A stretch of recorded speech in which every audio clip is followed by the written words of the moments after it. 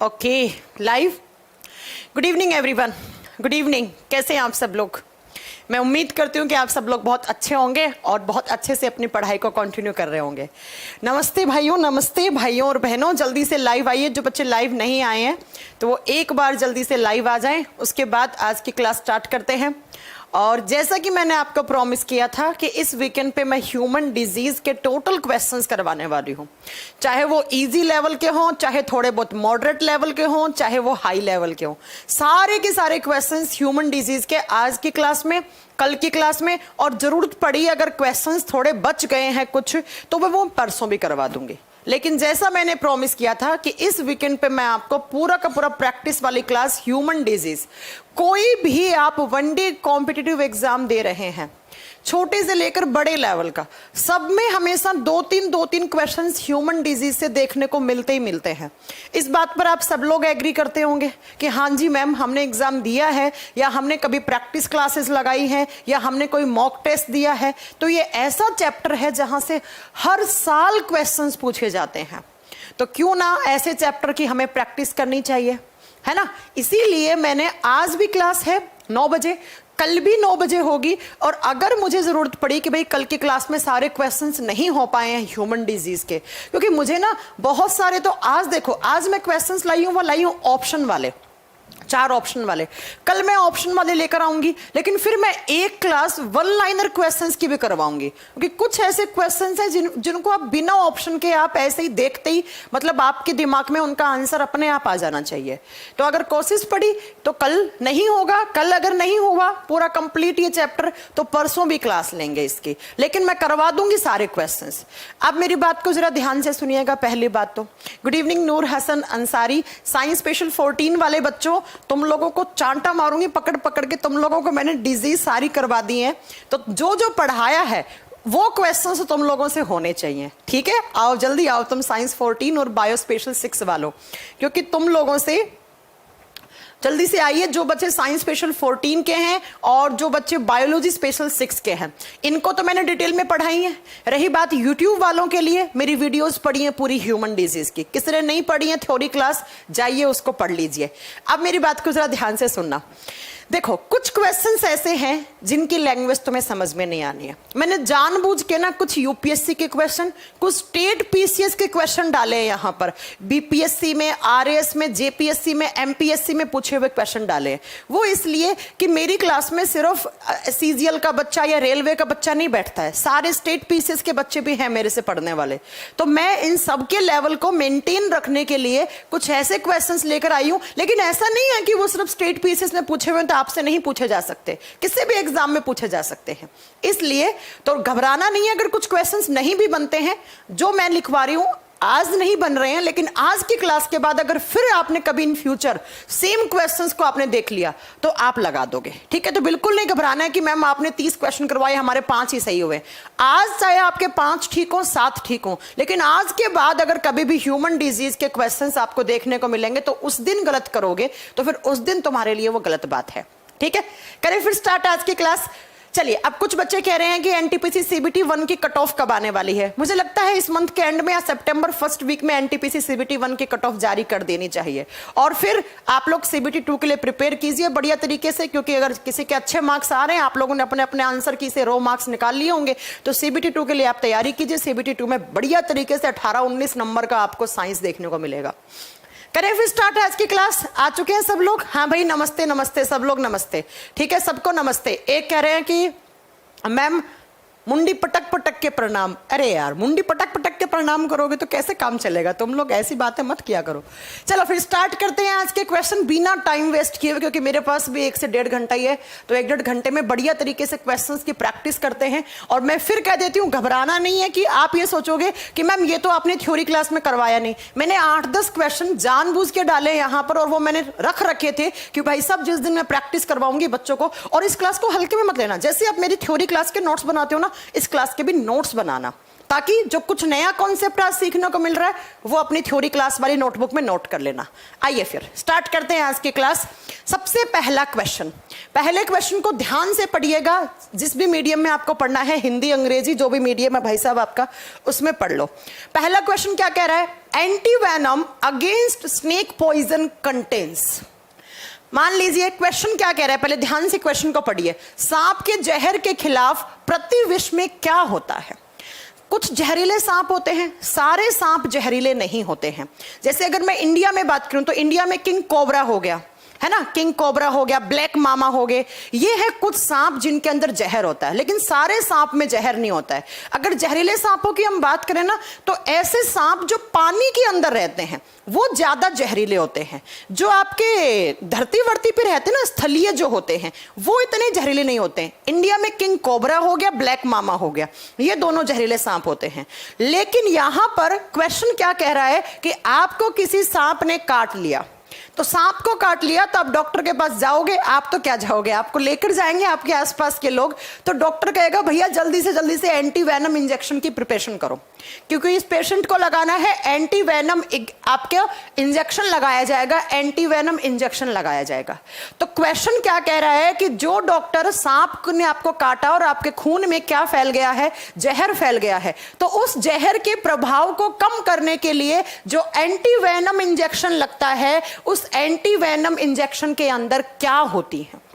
आप क्वेश्चन बताओ, अब आंसर बताओ, जल्दी जल्दी आंसर दीजिए, आप फटाक आंसर दीजिए, और बाकी की फालतू की कोई कमेंट करने की जरूरत नहीं है। गुड इवनिंग सबका ले लिया है मैंने, नमस्ते सबका ले लिया है भाई साहब। अब जरा पढ़ाई पे ध्यान दीजिए, और ये भी बता दिया कि आज भी क्लास लूंगी, कल भी क्लास लूंगी, और जरूरत पड़ी तो परसों भी प्रैक्टिस करवा दूंगी, लेकिन एक भी क्वेश्चन नहीं छूटने दूंगी ह्यूमन डिजीज चैप्टर का, ये मेरा प्रॉमिस है, ठीक है। अब जरा ध्यान से सुनिएगा, क्वेश्चन ने क्या पूछा है कि जब आपको सांप काट लेता है तो सांप का जहर, जहरीला सांप ने आपको काटा तो आपके खून के अंदर जो जहर फैल गया है, उस जहर के प्रभाव को कम करने के लिए डॉक्टर जो एंटीवेनम इंजेक्शन देता है तो उसके अंदर क्या होता है?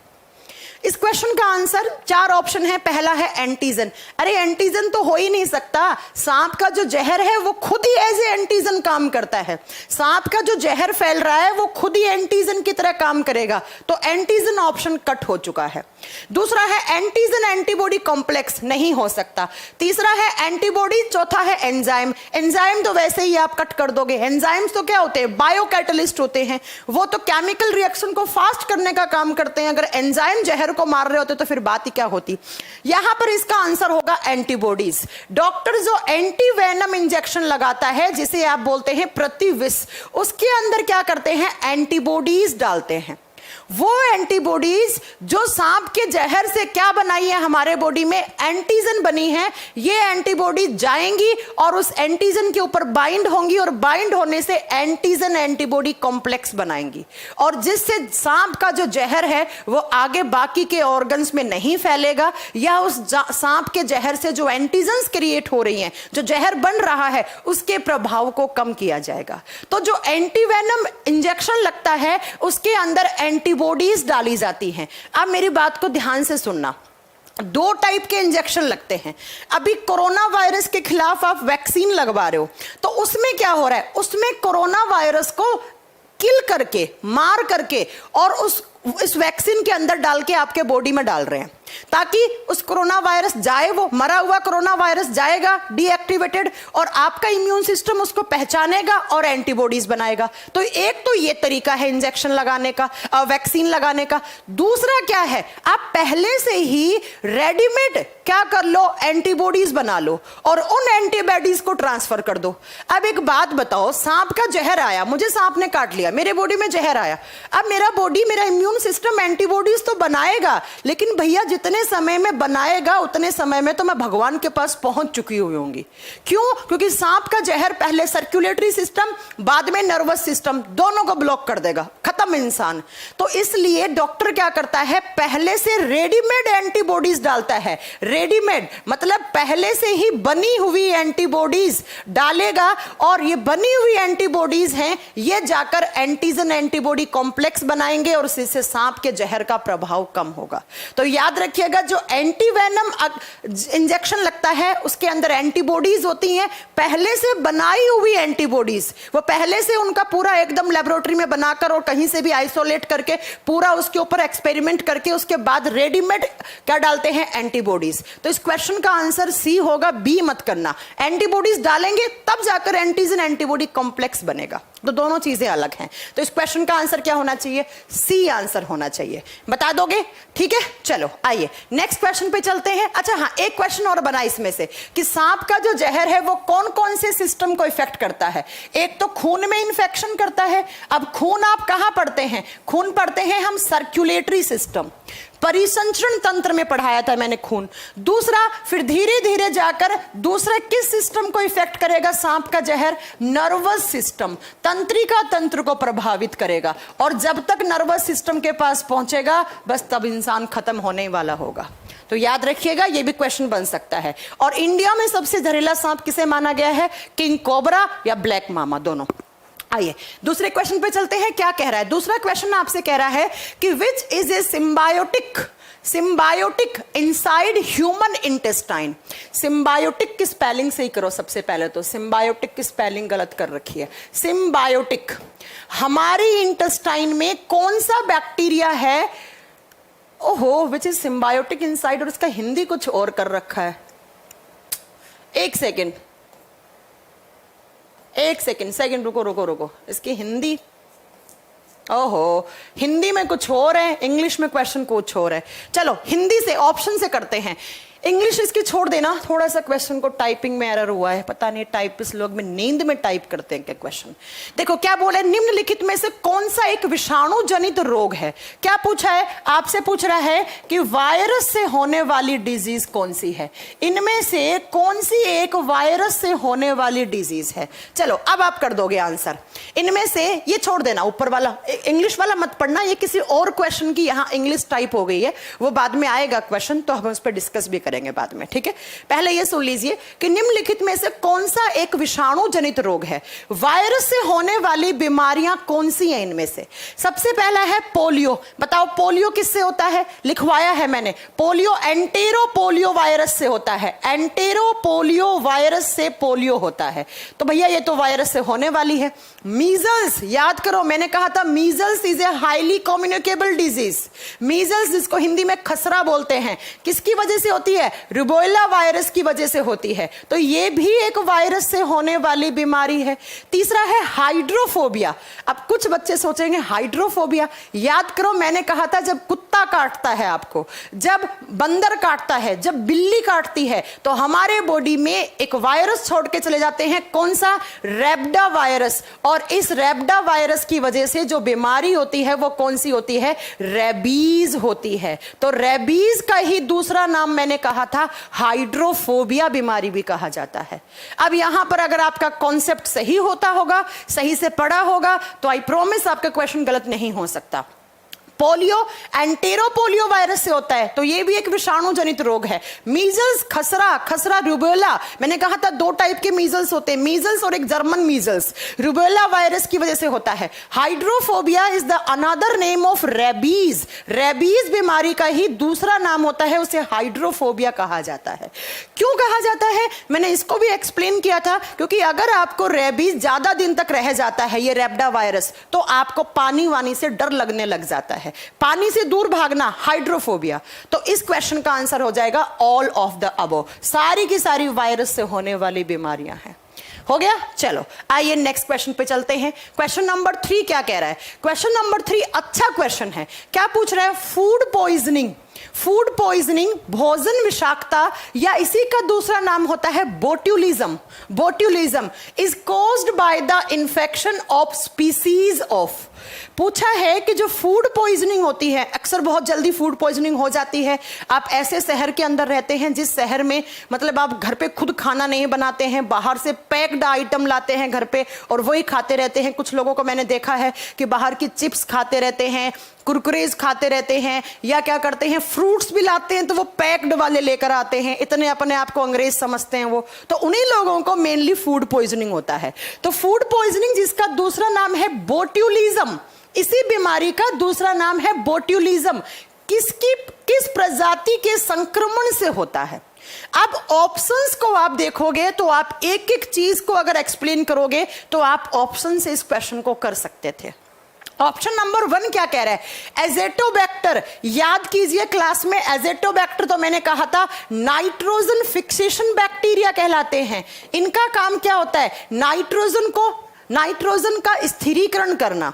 ये बैक्टीरिया तो नाइट्रोजन फिक्सेशन का काम करते हैं, ये कोई भी फूड पॉइजनिंग नहीं करते हैं। तो ऑप्शन 1 टर्मिनेट हो गया।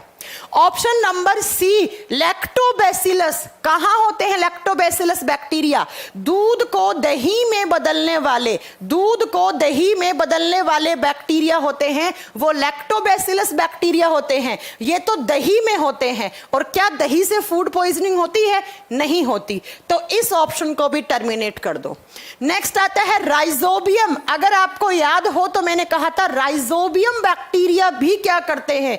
नाइट्रोजन फिक्सेशन का काम करते हैं, नाइट्रोजन स्थिरीकरण का काम करते हैं। तो ना ही तो ऑप्शन ए हुआ, ना सी हुआ, ना डी हुआ, बचा क्या? Option number B. और जब आप ऑप्शन नंबर बी की बात करते हैं ना, क्लस्ट्रोडियम, ये प्रजाति का नाम दिया है और इसका फुल फॉर्म लिख लो, क्लस्ट्रोडियम बोट्यूलिनियम। ठीक है, इसका नाम लिखिएगा पूरा, क्लस्ट्रोडियम बोट्यूलिनम, बोट्यूलिनियम। इसका पूरा नाम लिखो अगर कभी एग्जाम में आ जाए तो, बोट्यूलिनियम, बोट्यूलिनियम।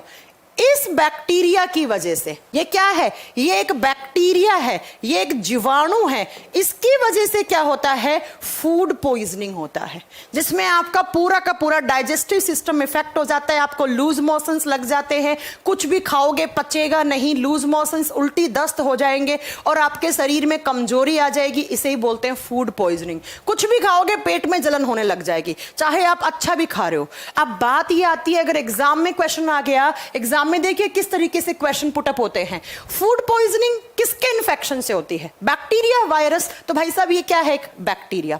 कौन सा बैक्टीरिया? तो आप बताओगे क्लस्ट्रोडियम बोट्यूलिनम, इसीलिए इसका नाम पड़ा है बोट्यूलिज्म। जो बोट्यूलिनियम बैक्टीरिया से होता है उसे बोट्यूलिज्म कहा जाता है। अब मैम ये बैक्टीरिया कहां होते हैं? आप ऐसा खाना खाते हो जो डिब्बे के अंदर बंद आता है, डिब्बे में, या फिर क्या होते हैं किसके अंदर? पैकेट में बंद आता है। आप देखते होंगे कि अगर आप ऐसे बड़े बड़े मॉल्स वगैरह में जाते हैं, वहां पर जो सब्जियां होती हैं उनको कट करके एक पॉलीथीन के अंदर पैक कर रखे होते हैं। ऐसे ही डिब्बे के अंदर बहुत सारी सामग्रियां बहुत सालों से पड़ी है। पिछली दिवाली को मिठाई बनाई थी सोन पपड़ी, इस दिवाली तक वो बिकी नहीं, इस दिवाली पर वो निकाल दी। तो याद रखिएगा जो पैक्ड फूड होता है ना, उसके अंदर ये बैक्टीरिया ज्यादा होते हैं। ऐसा क्यों मैम? क्योंकि डिब्बा बंद है और बंद डिब्बे में क्या नहीं आ सकता?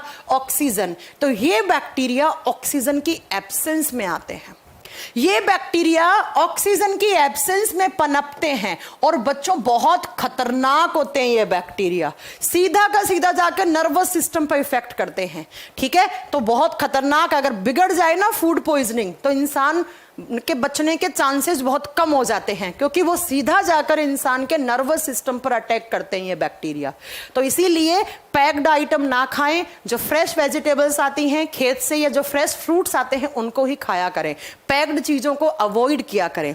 जैसे अपन देखते हैं ना, जनरली लोगों की थिंकिंग क्या होती है कि मिठाई की दुकान पर गए, पैक्ड वाली मिठाई ले आते हैं। अरे तुम्हें नहीं पता वो कितनी पुरानी पैक होगी। लोग सोचते हैं एक रसगुल्ला पड़ा है 3-4 दिन का, मतलब खुले में पड़ा है, तो खुले वाला खा लो रसगुल्ला, पैक्ड वाला मत खाओ। ठीक है, तो याद रखिएगा कि इसकी वजह से, क्लस्ट्रोडियम बोट्यूलिनम की वजह से फूड पॉइजनिंग होता है। आइए अगले क्वेश्चन पे चलते हैं। नेक्स्ट क्वेश्चन, क्वेश्चन नंबर 4, बहुत अच्छा क्वेश्चन, बहुत ही शानदार क्वेश्चन। क्या कह रहा है? The substance produced by a cell in viral infection that can protect other cells from further infection is called. बहुत अच्छा क्वेश्चन है, इम्यूनोलॉजी में पढ़ाया जाता है ये। क्या कह रहा है? विषाणु संक्रमण में एक कोशिका द्वारा निर्मित पदार्थ जो अन्य कोशिकाओं को आगे संक्रमित होने से बचाता है। मान लो आपके बॉडी में एक वायरस आया, ये वायरस आया, इस वायरस ने यहां पर एक सेल है, ये क्या है? एक सेल है, इस सेल में इंफेक्शन कर दिया। इस सेल के बगल वाली सेल्स है ये बहुत सारी, और इन्हें मालूम चल गया कि भाई साहब इस सेल के अंदर क्या आया है? वायरस आया है। तो ये सेल क्या करती हैं? एक केमिकल सिक्रीट करने लग जाती हैं, ताकि ये जो वायरस इस सेल के अंदर है, ये वायरस इन सेल के पास आकर इंफेक्शन ना कर पाए। समझ में आया क्वेश्चन? एक सेल के पास वायरस आया बाहर से, और इस सेल के जो पास में बगल वाली सेल्स है उन्हें मालूम चल गया कि बाहर से कोई इंफेक्शन आया है, मेनली वायरस के केस में ही ये केमिकल सिक्रीट होते हैं, बैक्टीरिया के केस में नहीं होते हैं, ठीक है। तो इन सेल्स को पता लग गया कि बाहर से वायरस आया है और उस वायरस ने बगल वाली सेल को खराब कर दिया है। तो ये सेल्स अपने आप के अंदर इंफेक्शन होने से बचाने के लिए एक केमिकल, एक रसायन सिक्रीट करने लग जाती है। उस केमिकल का नाम पूछा है, चलिए बताइएगा। 4 ऑप्शन है, बताइएगा क्या ऑप्शन है, जल्दी बताइए क्या ऑप्शन है। बहुत बढ़िया क्वेश्चन है ना। एंजल ने बहुत सही आंसर दिया है। हमारी एप्लीकेशन पर एक अलका सिंह है, एक एंजल है, बहुत दोनों ने बढ़िया तरीके से सही आंसर दिया है। इधर यूट्यूब वाले बच्चों तुम तो ए करते रह जाओ। चलो ऑप्शन को पढ़ते हैं, पहले ऑप्शन से क्वेश्चन करते हैं। सेरोटोनिन और हिस्टामीन, ये 2 ऐसे केमिकल होते हैं जब कभी भी आपको कहीं चोट लगती है, आपको मैंने चांटा मारा, आपके गाल पर चांटा मारते हैं तो आपका गाल वाला हिस्सा, जिस हिस्से पे मैंने चांटा मारा वो हिस्सा गर्म हो जाता है, वहां से हीट प्रोड्यूस होने लग जाती है, स्किन जो है वो लाल कलर की हो जाती है, उंगलियां मेरी छप जाती है, वहां पर आपको दर्द होता है और सेल्स डैमेज होने लग जाती है। इनको बोलते हैं इन्फ्लामेटरी रिएक्शंस, इन्हें बोलते हैं इन्फ्लामेशन या सूजन वाली अभिक्रियाएं। तो बच्चों जब कभी कोई आपको चांटा मारता है या कहीं पर भी कोई आपकी सेल्स डैमेज होती हैं, उस समय जो रिएक्शंस होती हैं उन्हें इन्फ्लामेटरी रिएक्शंस कहते हैं, और वहां पर 2 केमिकल सिक्रीट होते हैं, एक तो सेरोटोनिन और एक हिस्टामीन। तो ये दोनों, तो हिस्टामिन एलर्जी भी होती है जब आपको किसी चीज से, तब भी ये सिक्रीट होता है। तो जब कभी आपको किसी ने चांटा वांटा मारा है और आपके बॉडी में इन्फ्लामेशन की रिएक्शन हो रही है या इन्फ्लामेटरी रिएक्शंस हो रही हैं, तब सेरोटोनिन और हिस्टामिन सिक्रीट होते हैं। जबकि क्वेश्चन आपसे क्या पूछ रहा है कि जब वायरस का इंफेक्शन होता है किसी सेल में, तो बगल वाली सेल्स अपने आप को बचाने के लिए क्या सिक्रीट करती हैं। तो ये ऑप्शन तो दोनों हो नहीं सकते, ए और डी तो कट हो गए। तो जो ए बोल रहे थे उन सब का तो खत्म हो गया सिलसिला यहां पर, ठीक है। नेक्स्ट है कोलोस्ट्रम। कोलोस्ट्रम क्या होता है? मां का दूध। जब मां अपने बच्चे को जन्म देती है तो मां का जो पहला दूध है उसको क्या कहा जाता है? मां के दूध को क्या कहा जाता है? कोलोस्ट्रम कहा जाता है। तो ये ऑप्शन भी नहीं हो सकता था। बचा क्या? Interferon. Option number C is the right answer. अपनी नोटबुक में नोट कर लेना कि जब कहीं पर भी इन्फ्लामेटरी रिएक्शंस होती हैं तब सेरोटोनिन और हिस्टामिन जैसे केमिकल सिक्रीट होते हैं, और मां के दूध को कोलोस्ट्रम कहा जाता है। मां का दूध जो पहली बार सिक्रीट हो रहा है बच्चे के लालन पोषण के लिए, उसे कोलोस्ट्रम कहा जाता है। लेकिन जब कभी हमारे बॉडी में कोई वायरस आता है और पर्टिकुलर कोई 1-2 सेल को डैमेज करता है और बाकी की सेल्स को मालूम चल जाता है कि भाई साहब कुछ बाहर से वायरस आया है और बगल वाले घर को खत्म कर चुका है, तो ये सेल्स अपने आप के बचाव के लिए एक केमिकल सिक्रीट करने लग जाती हैं, और जो केमिकल वायरस से बचाने के लिए सिक्रीट करती हैं उन्हें इंटरफेरोन्स कहा जाता है। बताओ किसी को भी समझने में कोई प्रॉब्लम हुई हो तो? किसी को कोई भी समझने में कोई प्रॉब्लम नहीं हुई होगी, है ना? कोई नहीं, ठीक है, चलो ठीक है, हो गया। चले आगे, ऑप्शन नंबर सी कर दोगे, नोट कर लोगे कि ये कब होती हैं, ये क्या होता है। मां के दूध को कोलोस्ट्रम कहा जाता है। आगे बात करेंगे, इसके 2 क्वेश्चन और आएंगे आज। आओ चलो नेक्स्ट क्वेश्चन पे चलते हैं। Question number 5। इस क्वेश्चन का आंसर तो मुझे लगता है सब बच्चे सही देंगे। क्या कह रहे हैं? Antibodies in our body are produced by. हमारे शरीर में एंटीबॉडीज कौन बनाता है? चलो इस क्वेश्चन का आंसर दो। थोड़ा सा मुझे लगता है मैम कितने घंटे की नींद लेनी चाहिए बताएंगे आपको, पहले आप यहां पर पढ़िएगा, ठीक है? अभी नींद आने लग गई क्या आपको? जल्दी से पढ़िए, बताइएगा। Antibodies in our body are produced by. Antibodies कौन बनाता है? हाँ जी, एंटीबॉडीज कौन बनाता है? सबसे पहला है मोनोसाइट। मोनोसाइट्स तो बच्चा एंटीबॉडीज कुछ नहीं बनाती। ये पता है क्या करती हैं? ये तो सीधा बाहर से जो भी बैक्टीरिया आती है ना, उन बैक्टीरिया का भक्षण करती हैं, सीधा निगल जाती हैं और डकार भी नहीं लेती हैं। ये तो फैगोसाइटिक सेल्स होती हैं। मैंने बताया था, पकड़ पकड़ के चुन चुन के मारेंगी एक एक को। ये तो फैगोसाइटिक सेल्स होती हैं, भक्षण करती हैं। ये तो इनको नहीं जरूरत है एंटीबॉडी को। इन्हें दिख गया कोई बैक्टीरिया है, सीधा लाके उनका इनगल्फ कर जाती है, भक्षण कर जाती है। तो ये तो बनाएंगी नहीं, सीधा जाकर अंदर ही निकल जाती हैं और डकार भी नहीं लेती हैं। नेक्स्ट है आरबीसीज। अरे भाई आरबीसी सीधी सादी सेल्स होती हैं, आरबीसी के बस की नहीं है ये बैक्टीरिया वायरस से लड़ाई करने का काम।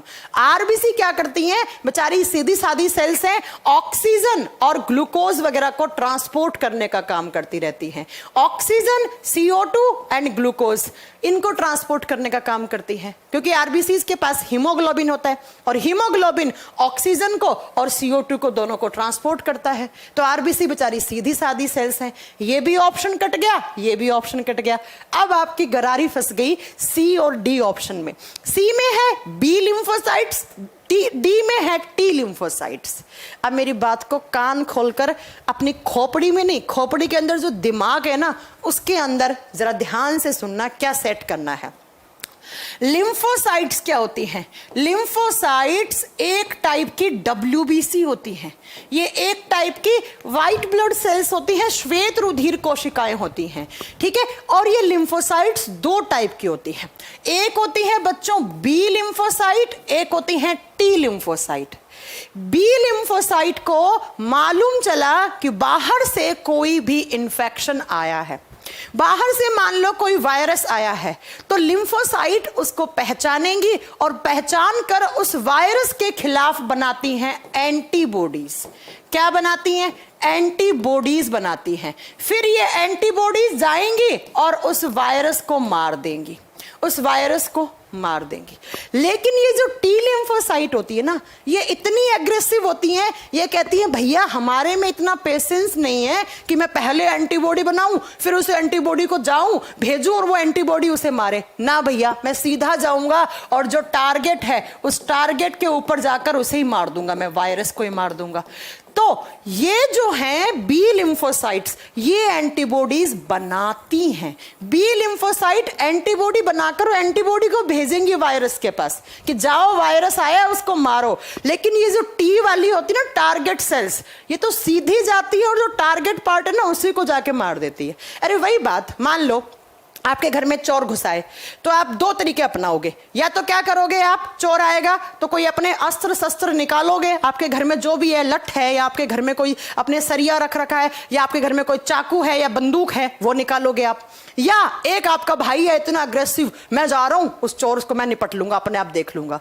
तो अगर आप अस्त्र शस्त्र निकाल रहे हो, अपनी एंटीबॉडीज तैयार कर रहे हो, तब तो आप क्या हो, बी लिम्फोसाइट। लेकिन आप इतने अग्रेसिव हो कि सीधा जाके चोर से भिड़ लिए और उसे मार दिया, तब आप क्या हो, टी लिम्फोसाइट से। काम दोनों ही मारने का काम करती है इन्फेक्शन को, लेकिन दोनों का डिफरेंट मेथड है मारने का। तो आपसे क्या पूछा कि एंटीबॉडीज कौन बनाता है, तो एंटीबॉडीज कौन सी बनाएंगी, बी लिम्फोसाइट बनाएंगी। ये लो, कितना आसान है।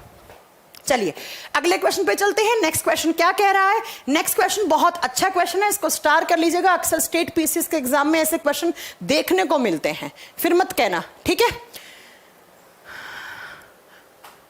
चलो देखिए क्या कह रहा है। अरे ये क्या कह रहा है मैम, इनको जरा प्रभात द्विवेदी को यहां से ब्लॉक कीजिए ना। ये कहां कहां से उठ के आ जाते हैं, मतलब कोई चैनल इनको ढंग का ऐसा मिलता नहीं है क्या? चलो बाय बाय प्रभात जी, कहीं और जाके कीजिए ये सारी बकवास। आओ यहां पर क्या कह रहा है, antibodies present in colostrum which protect the newborn baby from certain disease। क्या कह रहा है? मां के दूध का नाम क्या बताया मैंने? मां के दूध को बोला जाता है कोलोस्ट्रम। उस कोलोस्ट्रम में मौजूद एंटीबॉडी जो नवजात बच्चे को किसी भी खास बीमारी से बचाती है। मां का दूध बहुत जरूरी होता है। डॉक्टर कहता है एटलीस्ट 6 महीने तक तो बच्चे को सिर्फ और सिर्फ किसकी फीडिंग कराओ, मां के दूध की कराओ। और मां के दूध को ही कहा जाता है कोलोस्ट्रम। क्यों कहा जाता है डॉक्टर? हाँ, वो बात अलग है अगर मां के दूध में कोई इन्फेक्शन हुआ है किसी तरीके का, है ना, तब डॉक्टर थोड़ा सा बोलता है कि बाहर से आप कोई पाउडर वाउडर आता है उसे पानी में घोल कर या पिलाओ। वरना डॉक्टर हमेशा यही सजेस्ट करता है कि भैया मां का दूध पिलाओ 6 महीने तक। मां के दूध में जो एंटीबॉडीज है, मां के दूध में जो मिनरल्स हैं, वो आपको कहीं नहीं मिलने वाले हैं। तो मां के दूध में कौन सी एंटीबॉडी है जो बीमारियों से बचाने का काम करेंगी बच्चे को?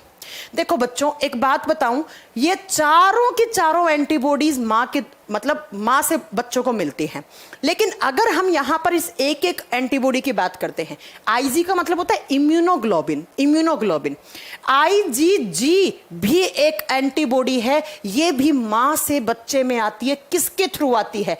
प्लेसेंटा के थ्रू। मैंने पढ़ाया था ना, प्लेसेंटा मेम्ब्रेन, माँ और बच्चे के बीच में जो टिश्यूज की मेम्ब्रेन होती है उसे प्लेसेंटा मेम्ब्रेन कहा जाता है। माँ अपने बच्चे को न्यूट्रिएंट्स, ग्लूकोज, ऑक्सीजन जिस टिश्यू की मेम्ब्रेन के थ्रू बच्चे तक पहुंचाती है, जब बच्चा वोम्ब में होता है, गर्भाशय में होता है, तब उस प्लेसेंटा के थ्रू क्या पहुंचाती है माँ? एक एंटीबॉडी भी पहुंचाती है, IgG.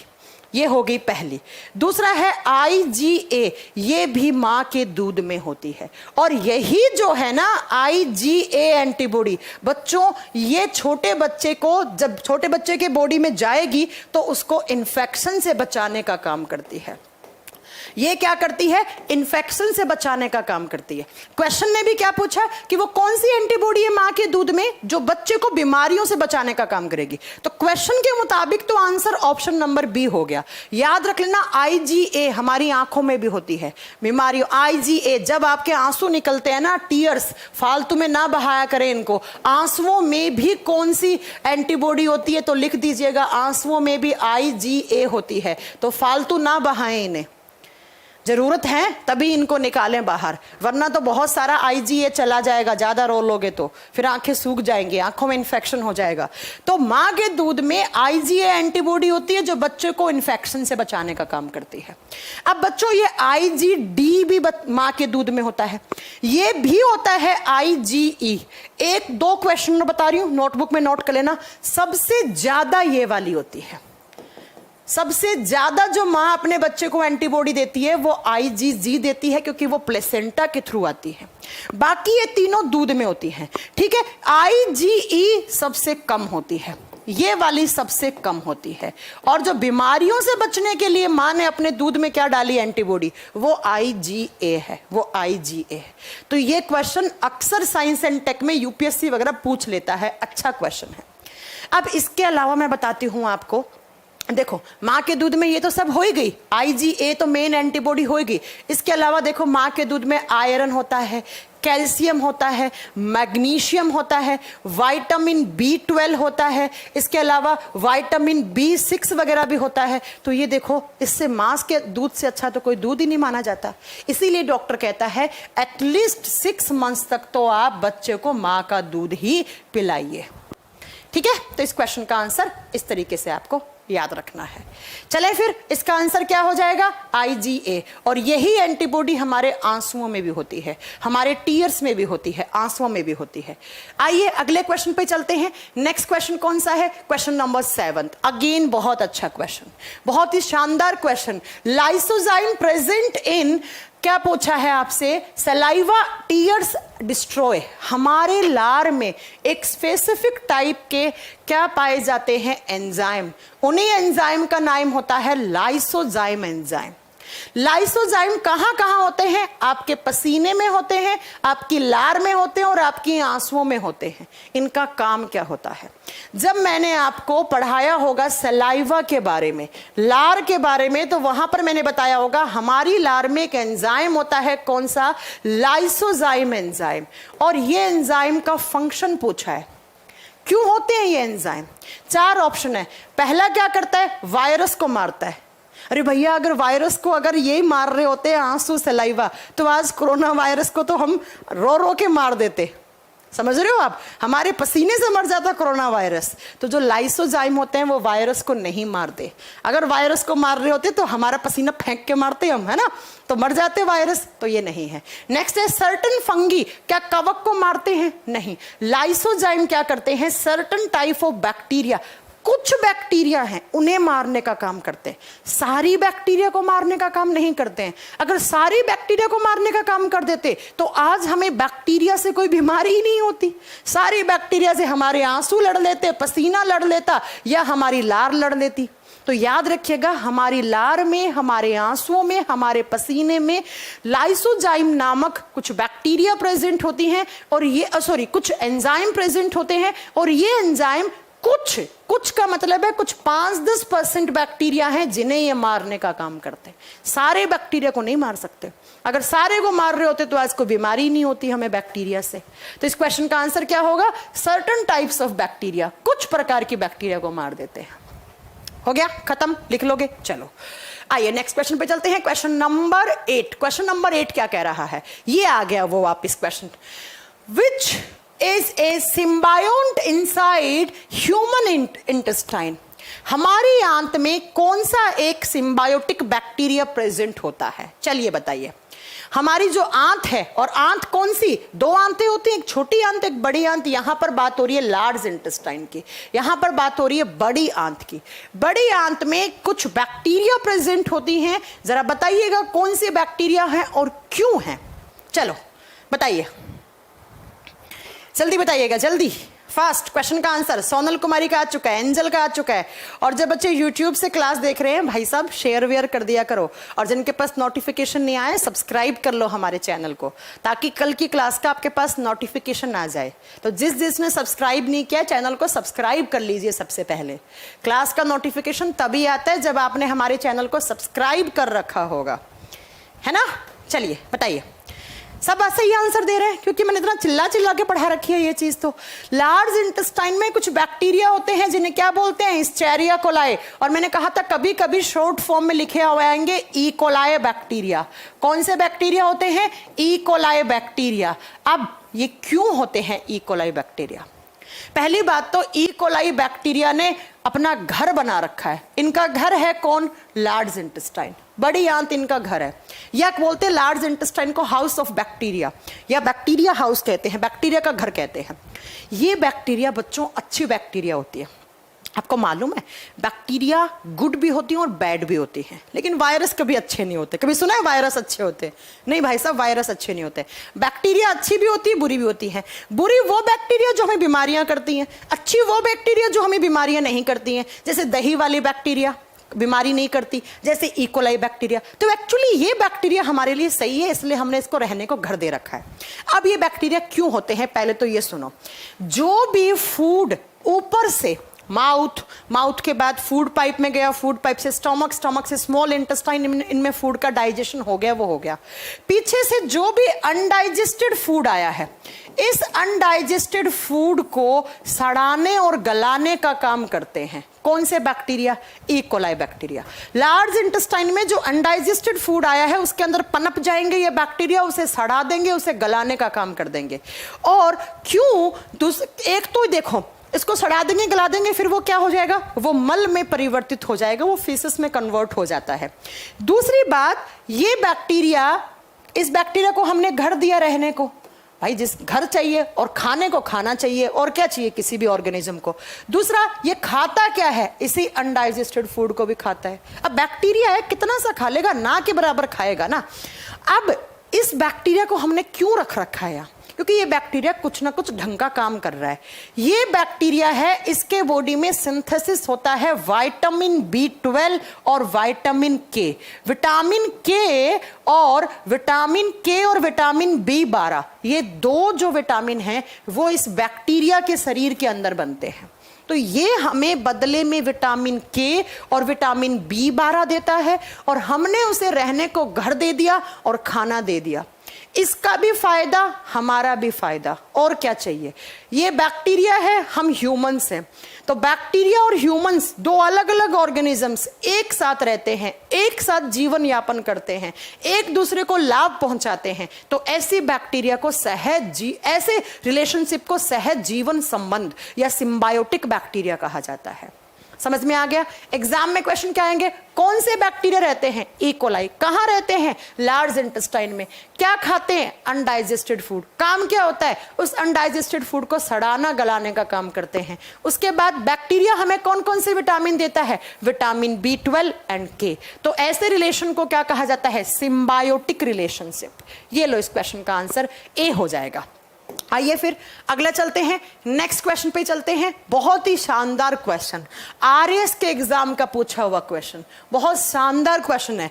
N autoimmune disease in which the body destroy the thyroid gland is. कितना अच्छा क्वेश्चन है, कुछ बच्चों को तो समझ में ही नहीं आएगा। मैम सब इंस्पेक्टर के लिए आपकी क्लास ले सकते हैं? क्यों नहीं ले सकते? राजस्थान एसआई की तैयारी कर रहे हो क्या? बिल्कुल ले सकते हो, कोई क्वेश्चन बाहर नहीं जाएगा अगर आपने मेरे से थ्योरी पढ़ी है, प्रैक्टिस करी है तो। ये जरा मनीष पाटवा को ब्लॉक करना है यहाँ से। आओ यहाँ पर जल्दी, क्या पूछा है? An autoimmune disease in which the body destroy the thyroid gland. देखो, एक होता है इम्यूनिटी, इम्यून सिस्टम जो बीमारियों से बचाने का काम करता है।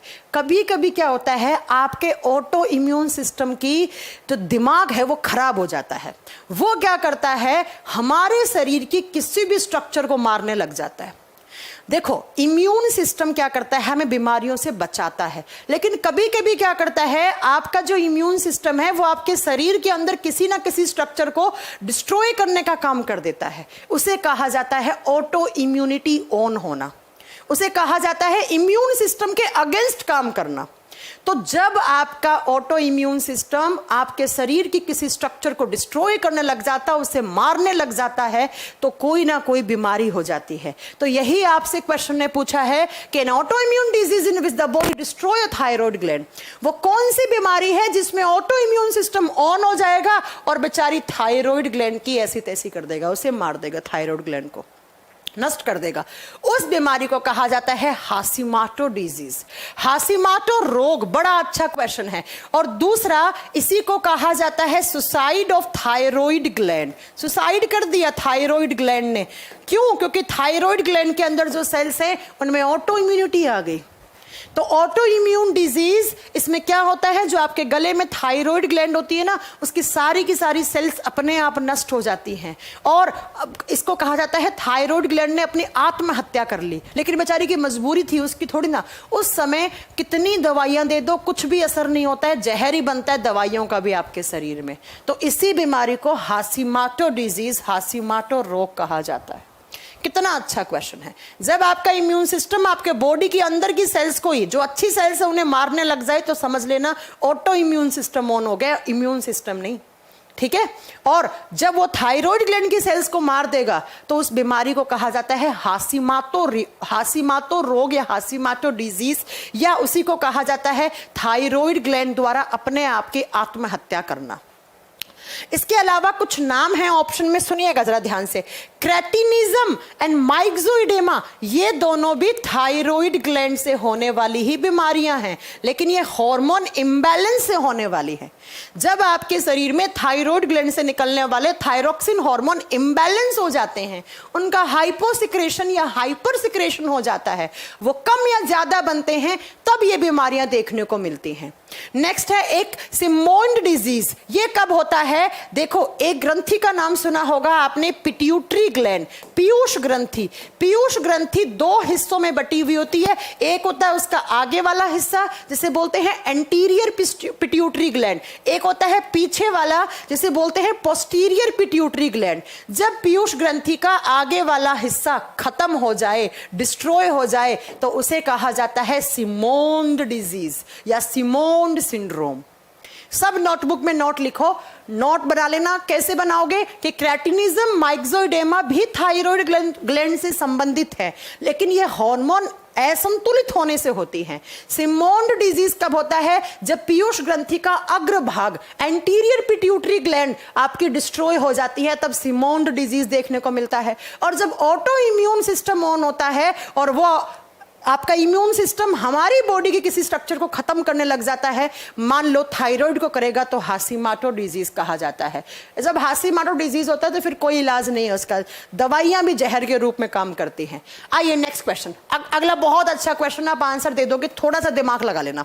एक्वायर्ड इम्यूनोडेफिशिएंसी सिंड्रोम, बोले तो किसकी बात हो रही है? एड्स की। जरा बताओ, जब एड्स होता है तो क्या होता है? एड्स का रिजल्ट क्या है? बस यही क्वेश्चन पूछा है आपसे। हाँ जी, चलिए, एड्स का रिजल्ट क्या है? मैम इसका पीडीएफ मिलेगा? बिल्कुल मिलेगा, हाँ बिल्कुल मिलेगा। अशोक यादव, अगर आपको ऐसा लगता है तो प्लीज आप क्लास को छोड़ सकते हैं बेटा, है ना। अगर आपको ऐसा लगता है तो प्लीज आप क्लास को छोड़ सकते हैं, आप स्किप कर सकते हैं। आपको जहां से अच्छा लगता है आप वहां से उन टीचर से पढ़ सकते हैं, अगर आपको ये लगता है।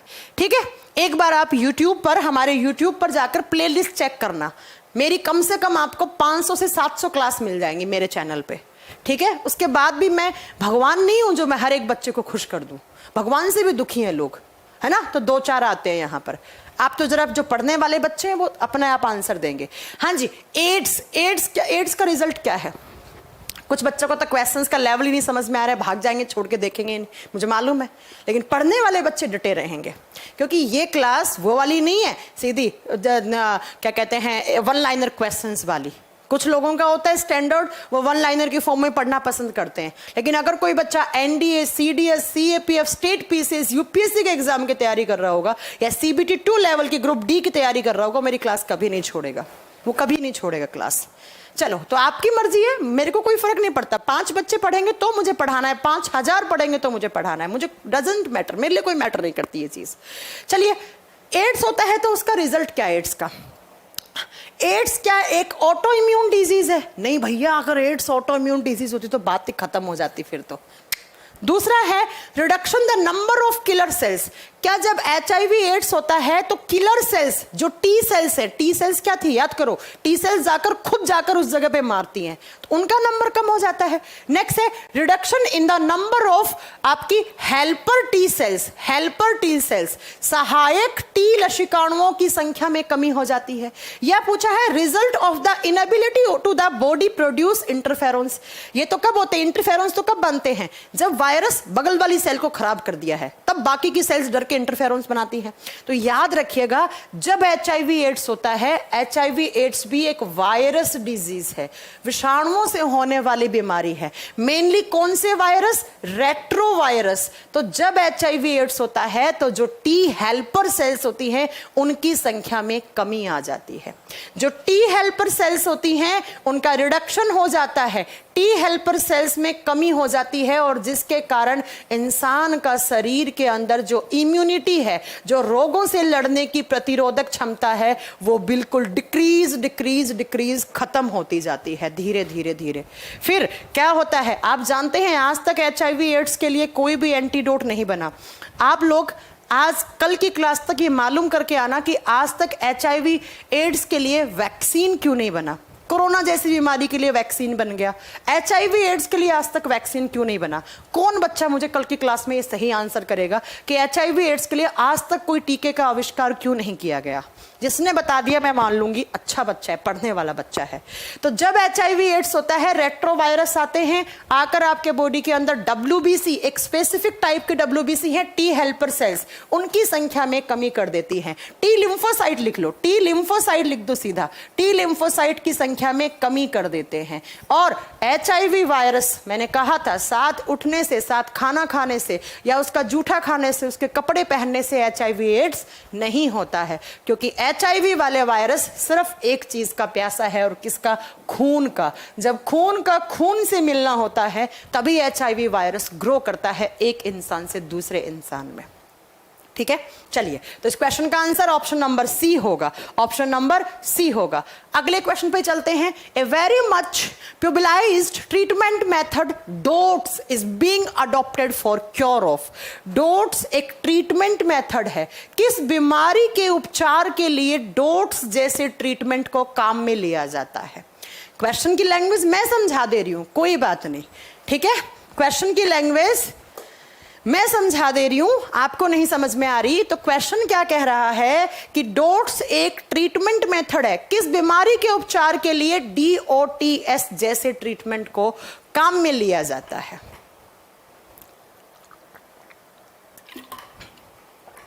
जल्दी आंसर दो। बहुत बढ़िया, कुछ बच्चे बहुत बढ़िया आंसर दे रहे हैं। इस ऑप्शन का, इसका आंसर होगा option number C. Option number C में क्या है? ट्यूबरक्लोसिस, जिसे हम टीबी भी बोलते हैं, या इसी को क्षय रोग कहा जाता है।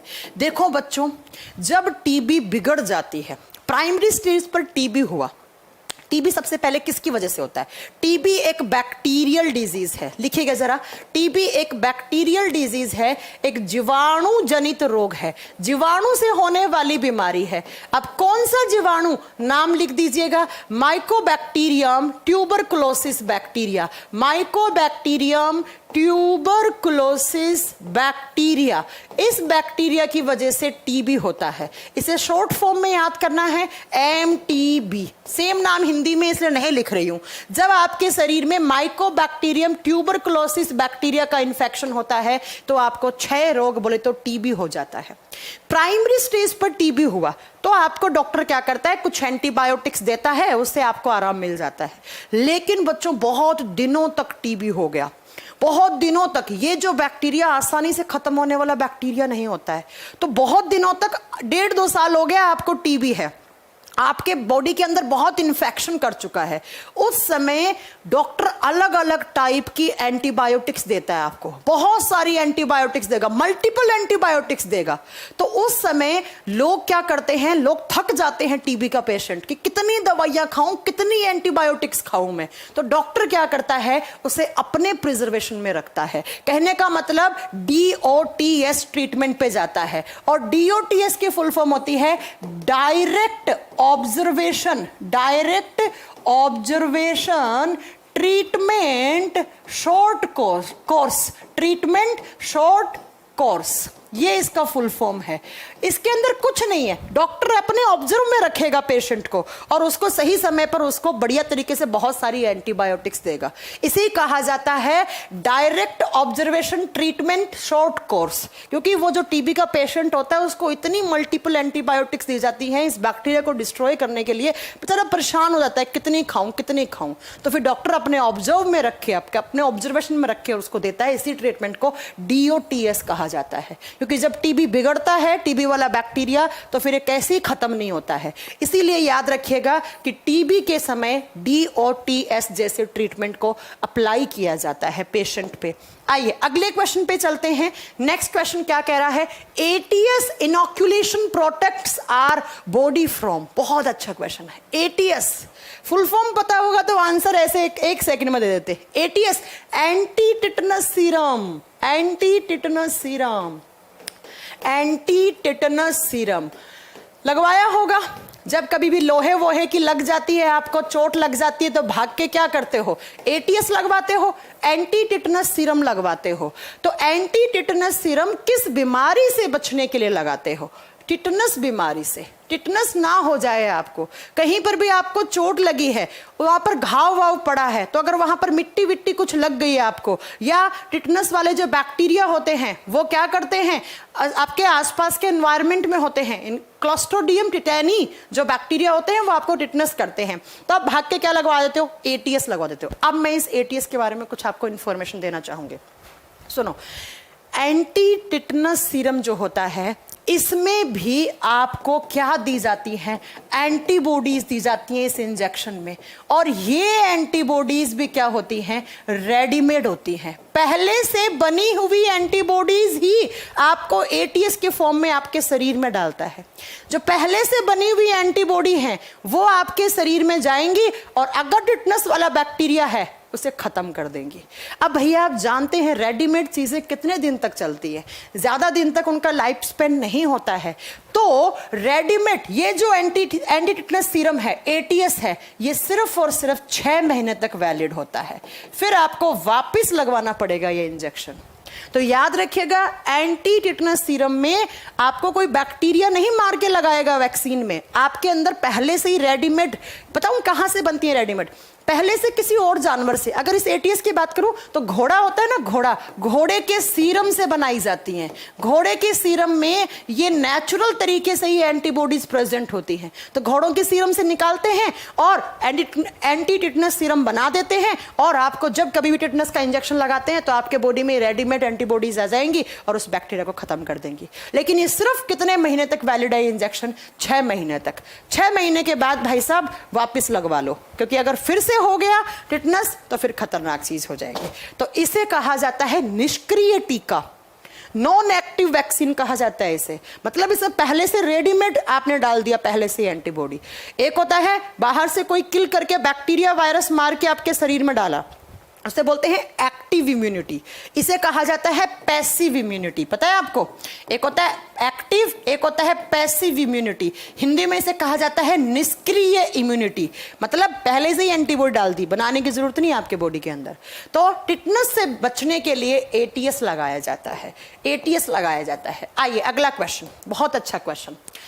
The athlete's foot disease in human is caused by, मानव में एथलीट फुट रोग किसके कारण होता है? हाँ जी, बायोलॉजी स्पेशल 6 वाले बच्चों, अगर तुम लोगों ने गलत बताया है ना, मारूंगी एक एक को पकड़ के। जल्दी बताओ। एक ट्रिक बताई थी ना, गंजा दामाद फ्रूट खाए, उसी ट्रिक से आप कर सकते थे, उसी ट्रिक से आप कर सकते थे। चलिए आंसर कीजिए इस क्वेश्चन का। हाँ जी, कल भी 9 बजे क्लास लूंगी मैंने प्रॉमिस किया था कि मैं आपको पूरी की पूरी बीमारियां रट्टे लगवा दूंगी। अब जिसको समझ में आ रहा है वो समझ में ले लो, नोट्स बनाने वो नोट्स बनाओ, जो सिर्फ क्लास को मजे के लिए देख रहा है तो भाई साहब बहुत सारे चैनल हैं यार, इसी चैनल को क्यों पकड़ा आपने, बताओ जरा। CBT 2 लेवल के ही क्वेश्चन करवा रही हूं मैं, बिल्कुल करवा रही हूं, क्यों चिंता कर रहे हो? आओ यहां पर देखो, एथलीट फीट किसकी वजह से होता है, पहले सुनो ध्यान से। क्या होता है इस एथलीट फीट में? आपका पांव है ना, ये मान लो ये आपका पांव है, इस पांव की, मतलब मैंने बोल दिया इसको पांव मान लो तो आप पांव मान लो, बाकी आप कुछ भी। पांव की जो उंगलियां होती है ना, इन उंगलियों के बीच में बहुत तगड़ा इन्फेक्शन होता है। प्राइमरी स्टेज पर ऐसे रेड से स्पॉट से ऐसे रेडनेस सी आती है, ऐसे लाल लाल सा होगा, जो पाँव की उंगलियों के बीच में जो जगह होती है ना, ये वाली, इसमें फिर आपको इचिंग कर लोगे, खुजला लोगे बहुत भयंकर तरीके से, तो फिर वो स्किन वहां से गलने सड़ने लग जाती है। इसे कहा जाता है एथलीट फुट डिजीज।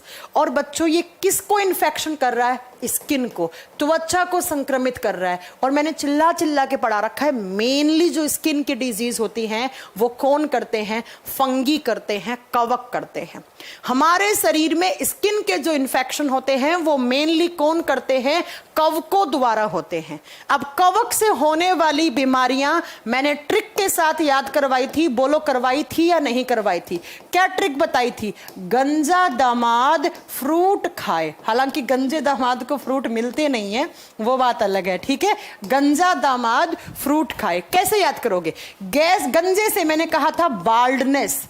अगर आपके बालों की जड़ों के अंदर कोई फंगी ने इन्फेक्शन कर दिया, कवक ने, तो सीधा जाकर आपके बाल झड़ेंगे, गंजे हो जाओगे आप, ठीक है। दामाद, दमा रोग, दमे रोग को हम क्या बोलते हैं? अस्थमा। अस्थमा भी किसकी वजह से होता है? तो लिख दीजिएगा, अस्थमा भी किसकी वजह से होता है? फंगी के इन्फेक्शन से होता है। इस दै से बनाओगे आप दाद को कहा जाता है रिंग वॉर्म। दाद भी किसकी वजह से होता है? फंगी के इन्फेक्शन से होता है। फ्रूट से बनाओगे एथलीट फीट, तो आ गया एथलीट फीट, तो पूछा था आपसे। और खाए से बनता है स्कैबीज, खाज। तो ये सारी बीमारी कौन कौन सी आप लिखिएगा? गंजापन, दूसरा अस्थमा, दमा रोग, तीसरा स्कैबीज, खाज, रिंगवॉर्म, दाद, एथलीट फुट। ये सारी किसकी वजह से होती हैं? फंगी के इन्फेक्शन से, कवक के इन्फेक्शन से होने वाली बीमारियां मेनली आपकी स्किन के अंदर इन्फेक्शन करती है, त्वचा को संक्रमित करती है। कितना आसान क्वेश्चन है, ठीक है। किसी को कोई प्रॉब्लम है? नहीं है? चले आगे, चलो आइए, चलो नेक्स्ट क्वेश्चन पे चलते हैं, क्वेश्चन नंबर 14 पर। क्वेश्चन नंबर 14 को पढ़िएगा और क्या कह रहा है? Which of the following is not immunised bye triple antigen. कितना अच्छा क्वेश्चन, सुनहरा सा क्वेश्चन लग रहा है। अरे भाई, एक दो को मैं थोड़ा सा ब्लॉक करके आती हूँ। ये मनीष पटवा जी, क्या चाहते हो अपने जीवन से? किस दुनिया में हो मनीष जी? हैं मनीष जी, किस दुनिया में हो? क्या हो गया है?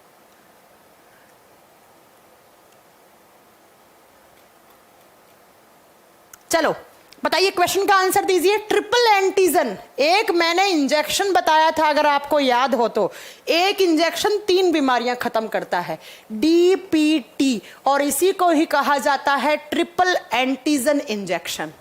इसी को क्या कहा जाता है? Triple antigen injection. तो पूछा है कि ये डीपीटी का जो इंजेक्शन है वो किस बीमारी के लिए नहीं यूज में होता है? डीपीटी का इंजेक्शन किस बीमारी के लिए नहीं लगाया जाता है? हाँ जी, जल्दी से बताओ। डीपीटी का इंजेक्शन, एक इंजेक्शन 3 बीमारियां। डी से क्या बनता है? डी से बनता है डिप्थीरिया, लिख दीजिएगा। डी से बनता है डिप्थीरिया। पी से बनता है बच्चों पर्टुसिस, इसे याद रखना, आगे क्वेश्चन डाला है मैंने एक, पर्टुसिस। और पर्टुसिस का मतलब होता है काली खांसी, काली खांसी। और बच्चों काली खांसी का ही दूसरा नाम होता है वूफिंग कफ। काली खांसी बोल लो या क्या बोल लो, वूफिंग कफ बोल लो। डी से डिप्थेरिया का इलाज करेगा ये। दूसरा पी से पर्टुसिस, पर्टुसिस या वूफिंग कफ एक ही होता है। और टी से टेटनस। तो इन 3 बीमारियों के लिए एक ही इंजेक्शन लगता है, that is triple antigen injection, DPT का टीका। अब ऑप्शन क्या बचा? टाइफॉइड। टाइफॉइड को कहा जाता है मियादी बुखार। टाइफॉइड को क्या कहा जाता है? मियादी बुखार। तो डीपीटी टिटनस के खिलाफ लगेगा, डिप्थीरिया, वूफिंग कफ, इसी का दूसरा नाम पर्टुसिस होता है, ठीक है। लेकिन टाइफाइड के खिलाफ कोई वैक्सीन नहीं लगता है। टाइफाइड किससे होता है? तो टाइफाइड, भाई साहब 20 दिन पहले मुझे टाइफाइड ही था, तो इसके बारे में कैसे ना बताऊं मैं तुम्हें। इसके बारे में तो जरा सुनो। मेरा पूरा के पूरा 15 दिन खराब किया था इस बीमारी ने। आज भी हाथ पांव, अगर मैं 4 से 5 क्लास ले लूँ ना, अभी तक भी शरीर के अंदर ये मेरे जोड़ों को तोड़ के चला गया। थाइस वाले एरिया में आज भी इतना दर्द होता है मुझे। टाइफाइड जिसे हम क्या बोलते हैं? मियादी बुखार। किससे होती है? ये एक बैक्टीरिया के इन्फेक्शन से होती है। बैक्टीरिया, जीवाणु के इन्फेक्शन से होती है। कौन सा जीवाणु? Salmonella typhi. साल्मोनेला टाइफी ये कहाँ रहता है? ये गंदे खाने में। अब आप बोलोगे मैम आपने गंदा खाना खाया क्या? अरे गंदा खाना मतलब कभी कभार बाहर का खा लिया यार, या कॉन्टामिनेटेड फूड या कॉन्टामिनेटेड वाटर या गंदा पानी। गंदा पानी पीने से या गंदा खाना खाने से टाइफाइड जैसी खतरनाक बीमारी है। अब गंदे खाने का मतलब है 2 दिन पहले बनाया, ऐसे ही पड़ा रहा बाहर में, उसमें वो बैक्टीरिया वगैरह आ गए, साल्मोनेला टाइफी, वही आपने खा लिया। या कुछ लोग होते हैं, मेरे को पता है क्यों हुआ? क्योंकि मैंने पिछले महीने 3-4 बार गोलगप्पे खाए थे बाहर के, 3-4 बार गोलगप्पे खाए थे। और मुझे वहीं से मेरे को थोड़ा सा डाउट है कि वो गोलगप्पे का पानी वानी आप जानते हैं कौन सा फिल्टर करके डालते हैं वो लोग पानी, उससे गोलगप्पे वगैरह जो लोग खाते हैं ना, वो थोड़ा सा ध्यान रखा करो। टाइफाइड वाइफाइड का जब मौसम चल रहा हो ना, उस समय तो बिल्कुल अवॉइड किया करो। या आप कहीं का भी पानी पी लेते हो तो उसकी वजह से टाइफाइड होता है। और टाइफाइड के लिए टेस्ट करते हैं कौन सा? Widal test. क्या करता है? बहुत तेज बुखार होगा, हाथ पांव कंपकपाने लग जाएंगे, हाथ और पांव में इतना भयंकर दर्द होता है, थाइस वाले एरिया में मसल्स स्ट्रेच होने लग जाती हैं, कम से कम 7-8 दिन तक हाई फीवर रहता है। और धीरे धीरे धीरे आपके पूरे शरीर के अंदर फटीग, थकान कर देता है, इतनी कमजोरी ला देता है कि जब आप 1-1.5 घंटे खड़े रहोगे तो आपके पांव कंपकपाएंगे। यकीन मानिए मुझे 15 दिन पहले हुआ था, मैं बेड से उठती थी तो मैं कंपकपाती थी पूरी ऐसी। 3-4 रातें तो सिर्फ मैंने अपने पांव चुन्नी से बांध के, दुपट्टे से बांध के कस के मैंने रातें निकाली। क्योंकि टाइफाइड जब बिगड़ता है ना तो बहुत खतरनाक है। और बहुत दिनों तक अगर टाइफाइड है तो वो ब्रेन को भी इफेक्ट कर सकता है, दिमाग में भी बुखार चढ़ सकती है ये। तो प्राइमरी स्टेज पर ही एंटीबायोटिक्स या बढ़िया दवाइयाँ ले लीजिएगा। मैंने एक दवाई, अगर किसी को टाइफाइड है तो भैया मेरे से मिल लेना, मैंने कुछ 3 दवाइयाँ खाई थी। पहले मैं 1-2 डॉक्टर के पास गई, उन्होंने तो बस ऐसी बकवासी दवाइयाँ लिख दी। लेकिन फिर मैं सर गंगाराम हॉस्पिटल में गई, बहुत बढ़िया डॉक्टर थे, इतनी गजब की दवाई दी कि 2 दवाई खाते ही मैं एकदम ठीक हो गई। उसके बाद मैंने कम से कम 5-6 लोगों को सेम दवाइयाँ खिला के ठीक कर दिया है। क्योंकि आजकल का मौसम टाइफाइड का बहुत चल रहा है। ये जो हल्की फुल्की बारिश होती है ना बीच में कभी कभी, ये आज जैसे आज दिल्ली में हुई है बारिश, तो ये बहुत खतरनाक होती है, इसी की वजह से टाइफाइड ज्यादा होता है। तो ये लीजिए, ठीक है। चलो अगले क्वेश्चन पे चलते हैं। Question number 15, antibodies belongs to, बताइए जरा इस क्वेश्चन का आंसर। जितेंद्र जी हंस रहे हैं जब मैं अपनी कहानी बता रही हूं तो, है ना। चलो बताओ अब कैसा है? अब तो मेरा ठीक है, आप तो बहुत ठीक हो गया, अब तो मैं एकदम रिकवर हो गई हूँ।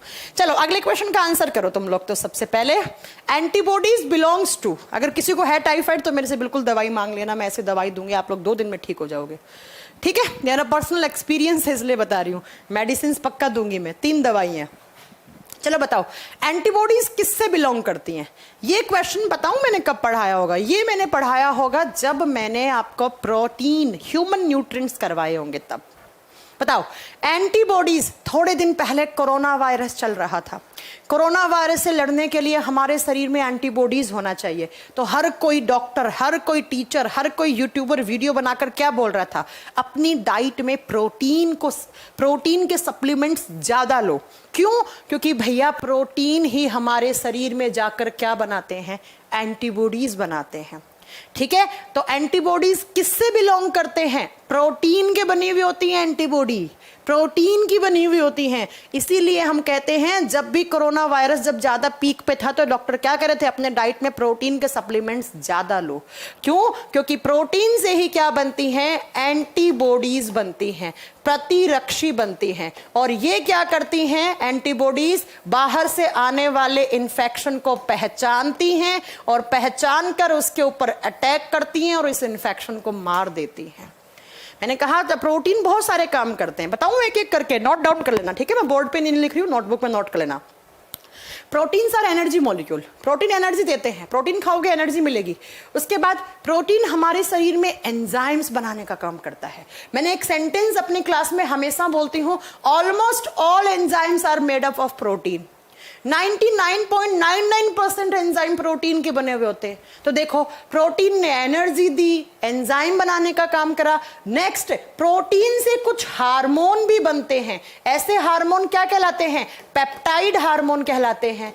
उसके बाद प्रोटीन हमारे बॉडी का बिल्डिंग ब्लॉक कहलाता है, हमारे शरीर की मांसपेशियों का निर्माण करता है, टिश्यूज का निर्माण करता है। प्रोटीन ऑर्गेनिक कंपाउंड्स होते हैं, इनसे एनर्जी मिलता है। और प्रोटीन एंटीबॉडीज बनाने का काम करता है। जब कहीं पर भी आपको कोई घाव पड़ता है, चोट पड़ती है, तो उस घाव को हील करने के लिए, वाउंड को हील करने के लिए प्रोटीन काम में आते हैं। तो देखो कितने सारे काम हैं प्रोटीन के।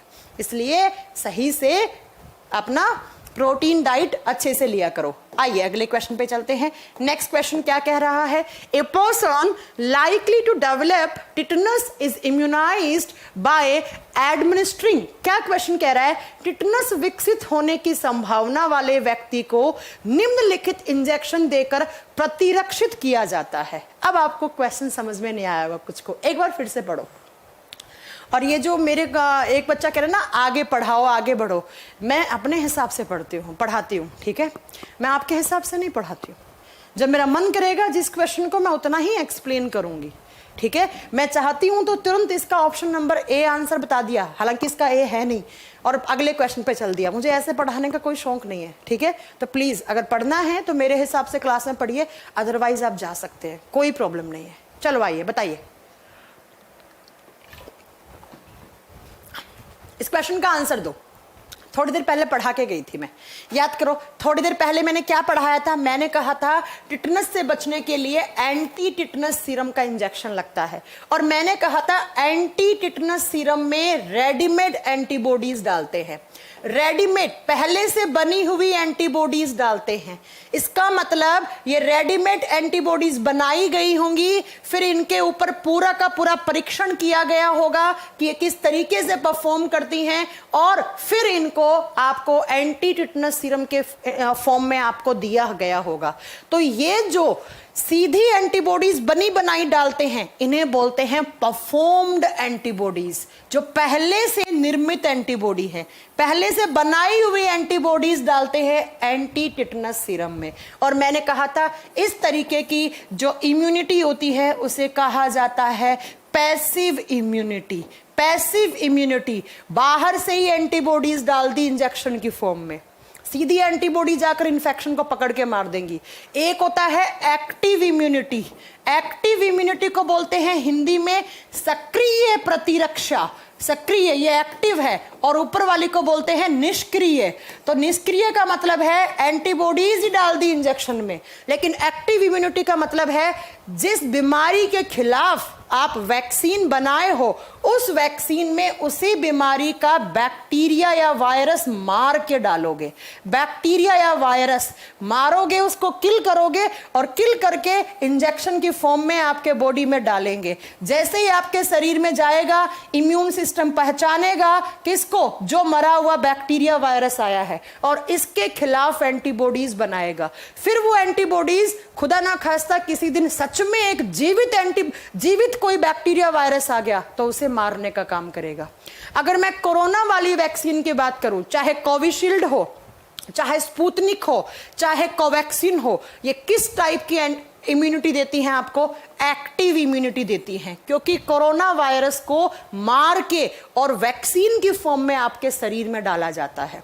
फिर वो कोरोना वायरस की पहचान करता है आपका इम्यून सिस्टम और कोरोना वायरस के खिलाफ एंटीबॉडीज बनाता है। फिर कभी कोरोना वायरस आया तो वो एंटीबॉडीज तुरंत पहचान लेंगे और उसको मार देंगी। तो इस तरीके की इम्यूनिटी को एक्टिव इम्यूनिटी कहा जाता है। लेकिन पहले से ही एंटीबॉडीज बनाकर रेडीमेड डाल दी, पैसिव इम्यूनिटी। तो इस क्वेश्चन का आंसर होगा परफॉर्म्ड एंटीबॉडीज डाली है आपने।